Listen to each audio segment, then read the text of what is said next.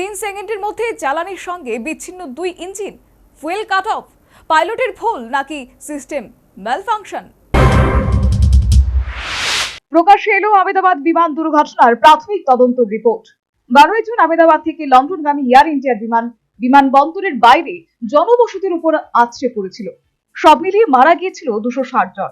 ওই ঘটনার তদন্ত করে প্রাথমিকভাবে 15 পাতার একটি রিপোর্ট পেশ করেছে এয়ার অ্যাক্সিডেন্ট ইনভেস্টিগেশন ব্যুরো। দুর্ঘটনার ঠিক আগের মুহূর্তে কি হয়েছিল তারই বিবরণ রয়েছে সেই রিপোর্টে। ফ্লাইট লিফট অফের মাত্র 3 সেকেন্ডের মধ্যে বিমানের দুটি ইঞ্জিনের সঙ্গে জ্বালানির সংযোগ বিচ্ছিন্ন হয়ে যায়। একটি ইঞ্জিনের সঙ্গে জ্বালানির সংযোগ বিচ্ছিন্ন হওয়ার মাত্র 1 সেকেন্ড পরেই অন্য ইঞ্জিনটির সঙ্গেও জ্বালানির সংযোগ বিচ্ছিন্ন হয়ে যায়, এমনটাই লেখা হয়েছে ওই রিপোর্টে। ইঞ্জিনের সঙ্গে জ্বালানির সংযোগ বিচ্ছিন্ন হওয়া নিয়ে দুর্ঘটনার ঠিক আগে 2 পাইলটের মধ্যেও কথা হয়েছে।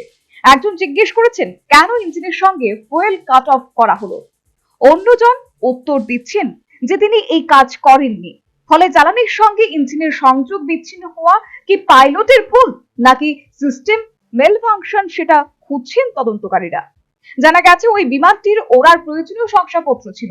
সামান্য কিছু বিষয়ে প্রশ্ন থাকলেও সেটার সঙ্গে ফুয়েল কন্ট্রোলের কোনো যোগাযোগ নেই। এমনকি ওই বিমানের আগে কখনো ফুয়েল কাট অফ সুইচের সমস্যা সামনে আসেনি। যদিও একটি রিপোর্ট অনুযায়ী 2018 সালে federal aviation administration FAA fuel switch control design নিয়ে সতর্ক করেছিল।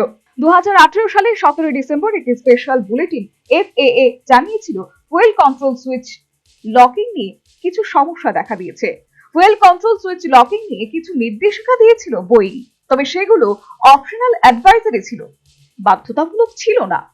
রিপোর্ট অনুযায়ী এয়ার ইন্ডিয়া ওই চেকিং করেনি। 2019 ও 2023 সালে বিমানটির থ্রটল কন্ট্রোল মডিউল পাল্টানো হয়।